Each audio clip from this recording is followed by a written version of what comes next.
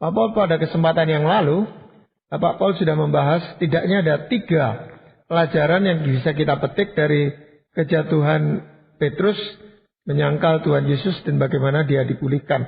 Nah, Pak Paul, sebelum kita melanjutkan dengan poin-poin yang berikutnya, boleh saya minta Pak Paul mengulas sejenak tentang apa yang kita perbincangkan di kesempatan yang lampau. Begini Pak Gunawan, kita ini sedang membahas bagaimana ya cara untuk merespons kalau memang ya kita ini jatuh ya ke dalam dosa.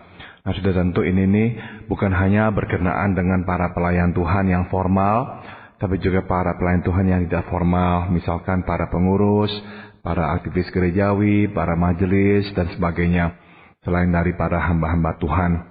Karena ya kadang-kadang ya karena kita manusia lemah, kita jatuh ke dalam dosa.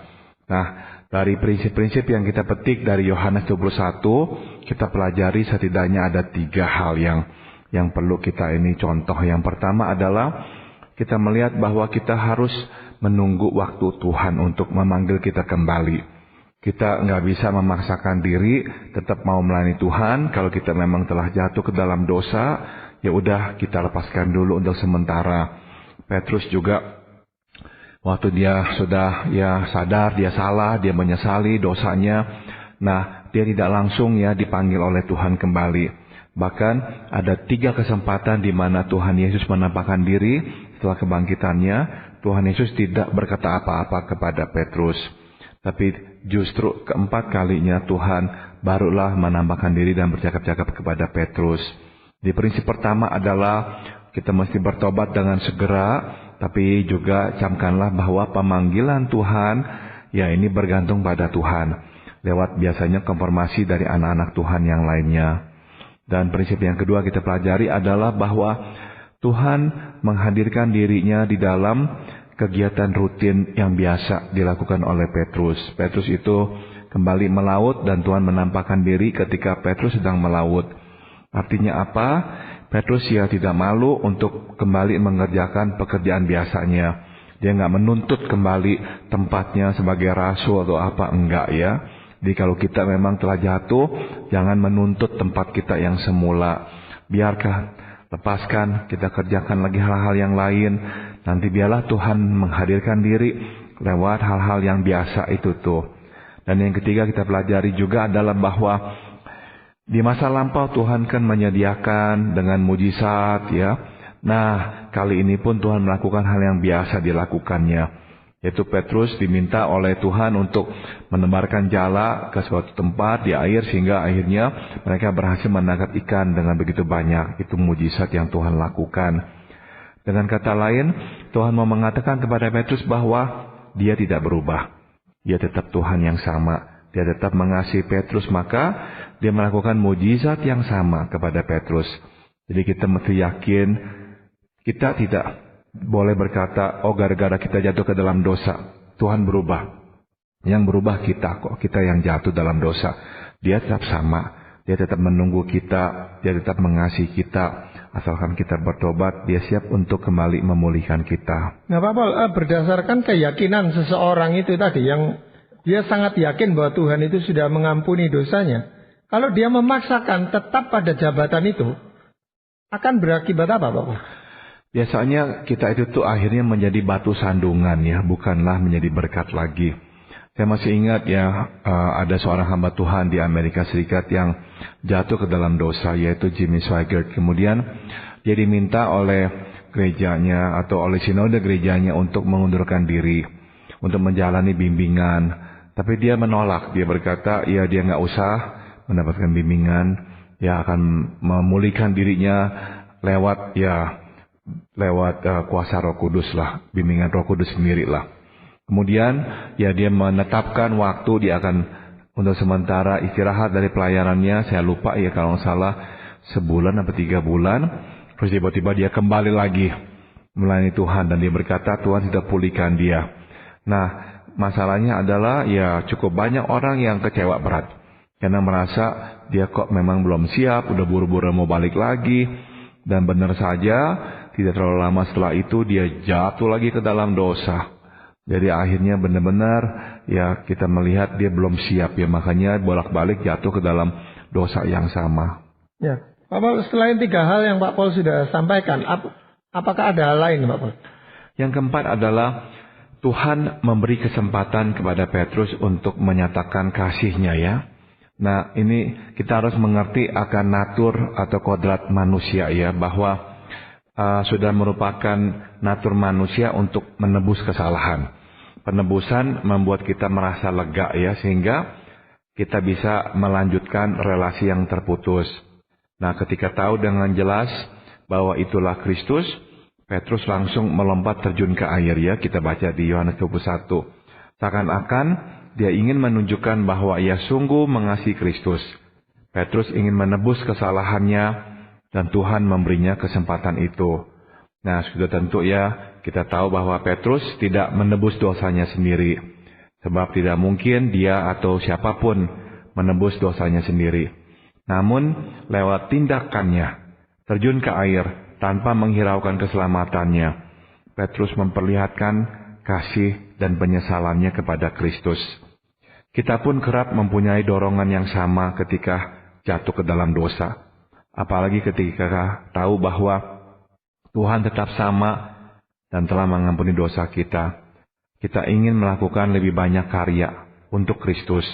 Kita melihat diri sebagai orang yang berutang besar, yang sekarang telah menerima pengampunan besar. Kita ingin menunjukkan kasih dan syukur kepada Kristus atas pengampunannya.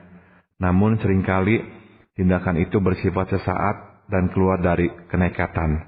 Nah, itulah yang terjadi pada Petrus ya. Dia berbuat berani, merisikokan hidupnya dari kenekatan dan emosi sesaat.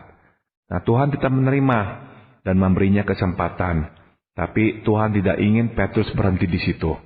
Tuhan memberinya kesempatan untuk menunjukkan kasih-Nya kepada Kristus, bukan saja lewat kenekatannya terjun ke air, tapi juga lewat komitmennya mengembalakan domba-domba Kristus. Nah, kita tahu bahwa di akhir pasal 21 Tuhan bercakap-cakap pribadi dengan Petrus dan menugaskan dia mengembalakan domba-domba Kristus ya. Nah, Tuhan pun menuntut yang sama dari kita. Dia tidak ingin kita berhenti pada semangat sesaat yang termotivasi oleh rasa bersalah atau rasa syukur seketika. Tuhan menghendaki agar kita menyatakan syukur dan kasih kepadanya secara permanen. Tetapi ada hamba Tuhan, Pak Paul, yang merasa bahwa dia sudah terlalu jauh dan dia sudah terlalu jatuh dan dia pikir sudah tidak ada kesempatan lagi untuk bertobat. Kita memang harus menyeimbangkan dua hal, Bu Dince. Pertama adalah kita mesti tahu diri. Artinya kita sungguh menyadarilah kita ini memang tidak layak lagi melayani Tuhan. Jadi tidak boleh mengklaim tempat kita yang semula. Tidak boleh. Sampai memang Tuhan menggerakkan anak-anak Tuhan secara sehati.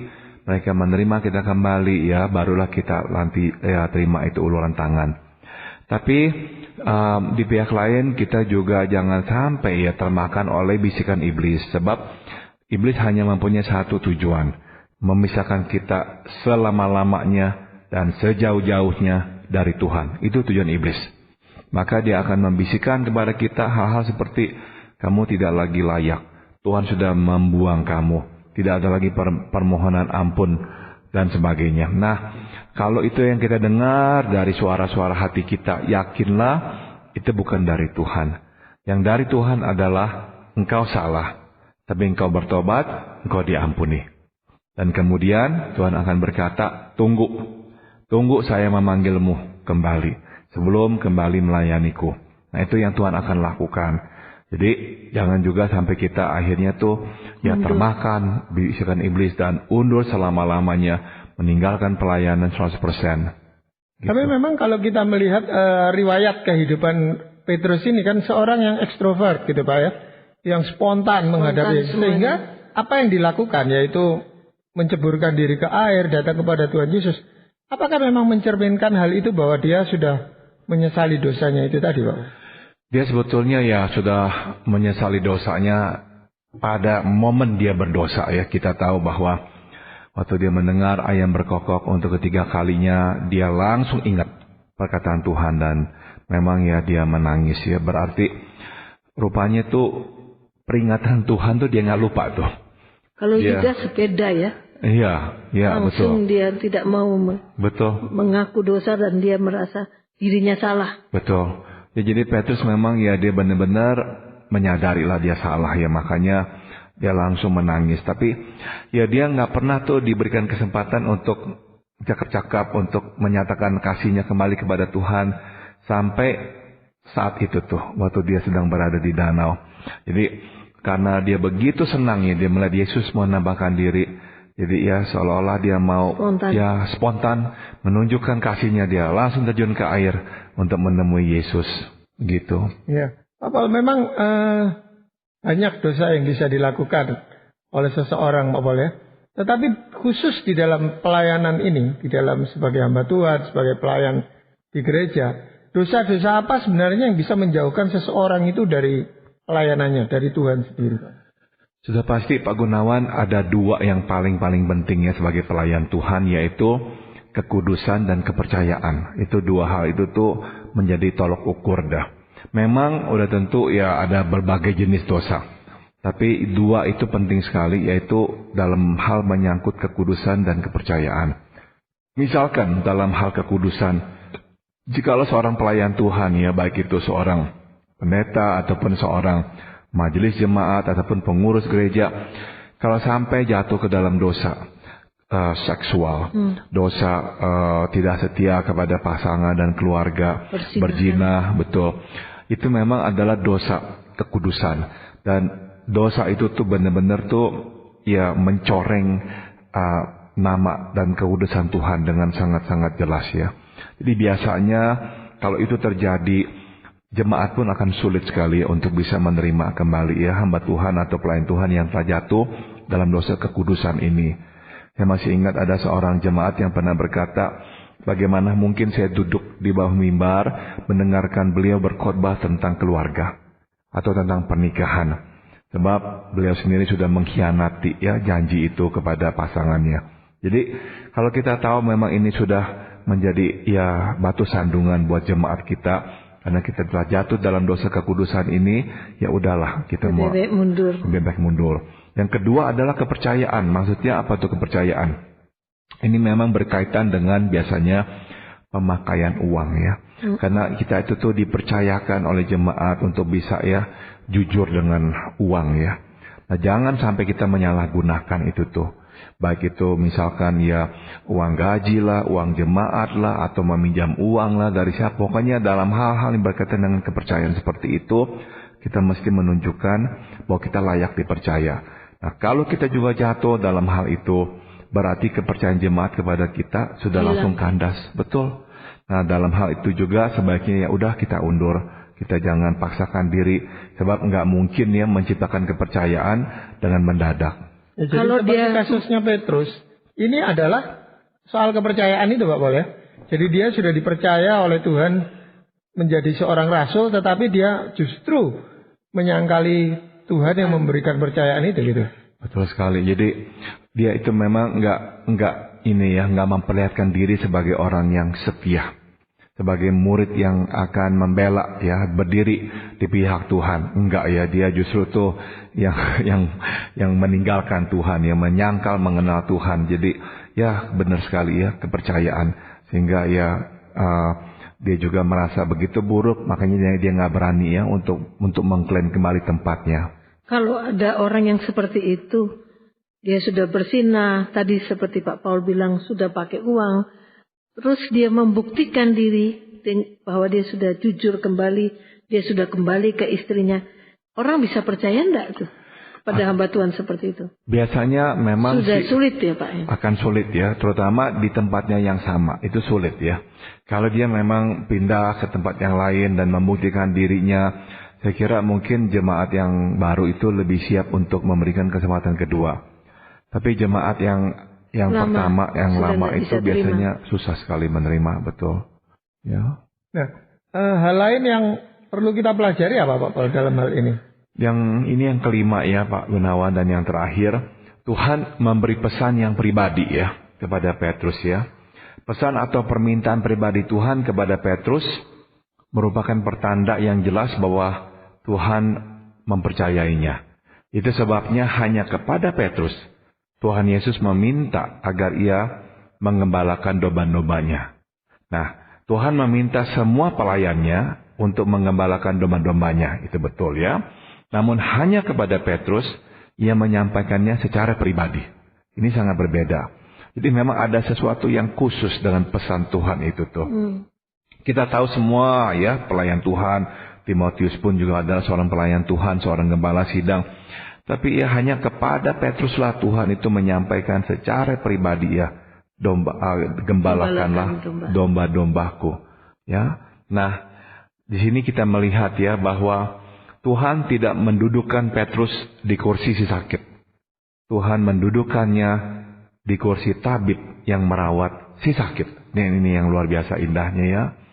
Tuhan tahu bahwa diri yang bertobat adalah diri yang efektif untuk memahami dan merawat pendosa lainnya. Pendosa yang telah menjadi petobat adalah orang yang mengerti selak-beluk dosa. Ia dapat mengenali dosa dari kejauhan. Ia pun mengerti jiwa pendosa lebih baik daripada orang lain. Ia tahu artinya lengah. Ia tahu artinya takabur. Ia tahu artinya menyangkali kelemahan. Ia tahu artinya jahat. Dan ia tahu artinya hancur. Namun bukan hanya itu, ia pun paling mengerti anugerah. Ia paling mengerti pengampunan. Ia paling mengerti kekudusan Tuhan sekaligus kemurahan Tuhan.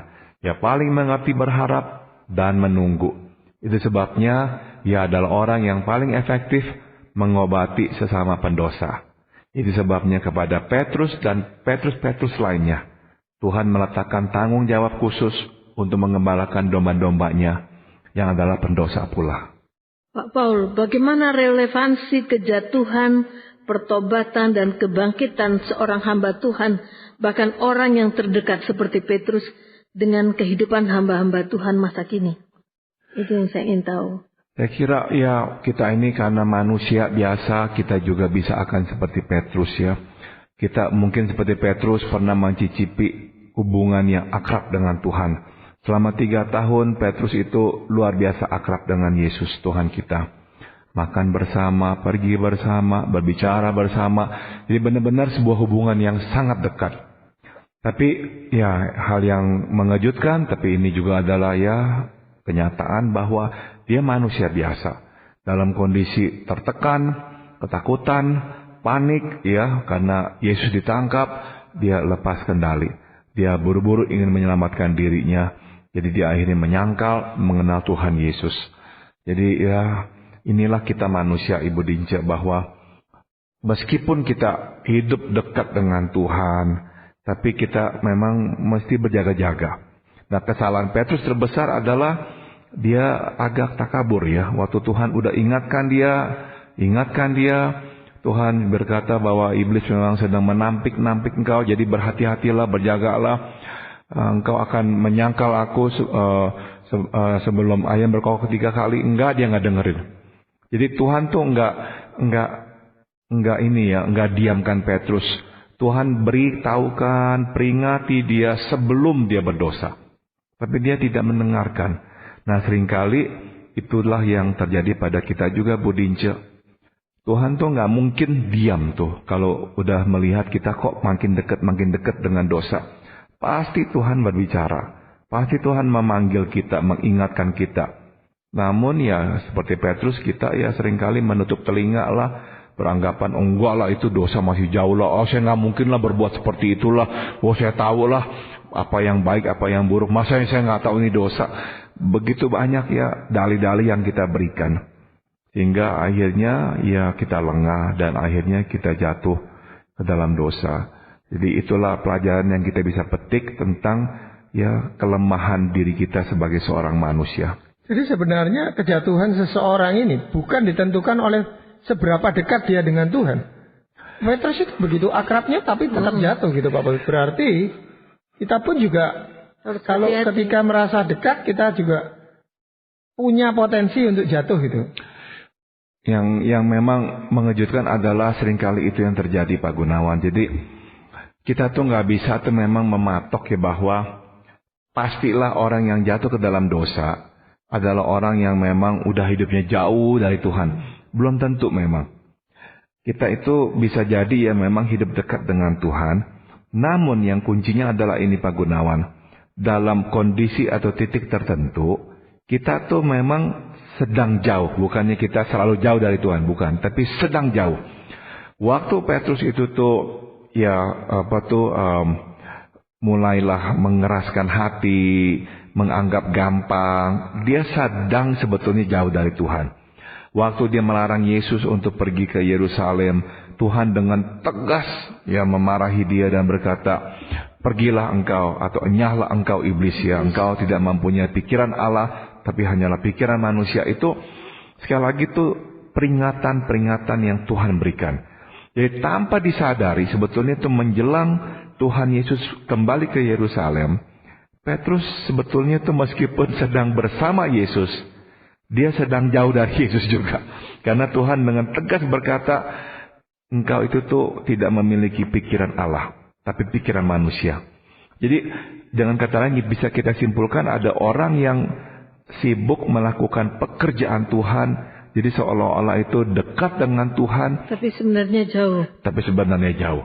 Karena yang mengukur yang dapat dijadikan ukuran adalah hati kita dan pikiran kita. Seberapa diisinya tuh oleh hati Kristus dan pikiran Kristus. Dan jelas Petrus itu saat itu hatinya tidak diisi oleh hati Kristus, pikirannya tidak diisi oleh pikiran Kristus, tapi hanya oleh pikiran manusia. Ya, jadi yang paling penting di sini adalah bagaimana seseorang menyikapi atau memperlakukan dirinya setelah dia jatuh di dalam suatu dosa itu. Bertobat dia harus. Penting sekali ya. Jadi memang langkah pertama selalu adalah mesti bertobat ya. Kita mesti datang. Dan kedua memang harus berubah. Itu tuh. Dan itu yang Petrus juga lakukan ya. Tapi sekali lagi tentang kembali melayani, dia hati-hati ya. Dia nggak mengklaim bahwa Tuhan pasti akan memakai dia. Makanya Tuhan harus mengajak Petrus bicara secara pribadi Pak Gunawan. Dan menugaskannya kembali untuk mengembalakan domba-domba Tuhan. Sesuatu yang sudah pasti Petrus sudah pernah dengar sebelum-sebelumnya. Tapi Tuhan harus mengatakannya kepada Petrus secara pribadi. Sebab Petrus menunggu itu tuh. Apakah Tuhan akan memanggilnya kembali? Nah jelas Tuhan memanggilnya kembali. Dan kenapa hanya kepada Petrus Tuhan tekankan itu? Sebab sekali lagi adalah dia adalah orang yang paling mengerti orang berdosa. Sebab dari 12 murid saat itu tuh dialah yang memang yang berbuat sejauh itu tuh. Selain dari Yudas memang yang akhirnya lepas ya. Nah Pak Paul, sebenarnya prinsip-prinsip yang Pak Paul sampaikan ini kan bisa juga diaplikasikan di tengah-tengah keluarga kita. Kalau ketika ada salah satu anggota keluarga yang melakukan dosa terhadap keluarga itu Pak Paul. Betul sekali Pak Gunawan. Jadi kalau boleh saya rangkumkan ya. Kalau itu terjadi pada kita dalam keluarga kita, nomor satu adalah kesediaan mengaku salah. Jangan memutarbalikkan fakta lah, bersilat lidah lah, menuduh pasangan lah, menyalahkan anak lah, menyangkal lah. Aduh, itu terlalu banyak lah yang kita lakukan seringkali dalam keluarga ya. Harus rendah hati. Betul sekali. Jadi mesti merendahkan diri ya. Saya udah salah, ya udahlah ngaku dah. Rendah hati itu benar-benar kuncinya ya, Budinca, betul sekali. Jadi itu langkah pertama. Dan langkah kedua adalah jangan nuntut apa-apa. Kadang-kadang kita tuh kalau udah salah kepada pasangan kita atau kepada anak, udah nuntut dong. Kamu harus begini dong sekarang. Kamu harus ampuni saya dong. Kamu harus begini. Ya enggak dong. Kita yang udah salah, ya udahlah, jangan nuntut gitu. Sebaliknya apa yang harus kita lakukan? Udahlah, kerjakan bagian kita. Kerjakan bagian kita apa yang kita biasa lakukan. Jangan tunjukkan apa-apa, sok atau apa. Enggak, kerjakan bagian kita. Udah diam. Kerjakan bagian kita ya. Sampai nanti memang pasangan kita siap untuk kembali menerima kita. Betul sekali. Nah itulah yang memang kita harus lakukan dalam keluarga kita pula. Ya Pak Paul, untuk menyimpulkan perbincangan ini, apakah ada firman Tuhan yang ingin Pak Paul sampaikan? Yohanes 21 ya adalah bagian terakhir dari Injil Yohanes. Di penghujung tulisannya, Yohanes ingin menyarikan misi kedatangan Kristus lewat kisah nyata sahabatnya sendiri. Kristus datang untuk orang berdosa. Anak Allah dikecewakan dan dikhianati bukan oleh manusia saja, tetapi juga oleh sahabatnya. Pelayan Tuhan adalah sahabat Allah. Kejatuhan merupakan tindak pengkhianatan yang menyakitkan. Namun Yesus datang untuk orang berdosa dan untuk sahabat-sahabatnya. Nah, firman Tuhan yang akan saya bacakan diambil dari Roma 5 ayat 8. Akan tetapi Allah menunjukkan kasih-Nya kepada kita, oleh karena Kristus telah mati untuk kita ketika kita masih berdosa. Jadi Tuhan sudah mati waktu kita masih berdosa, waktu kita tidak layak untuk menerima pengampunannya. Ya, dan firman Tuhan ini bisa menjadi jaminan bagi setiap kita, setiap pendengar yang jatuh di dalam dosa untuk datang kembali kepada Tuhan Yesus, Bapak. Betul, Pak Gunawan. Ya, terima kasih untuk perbincangan.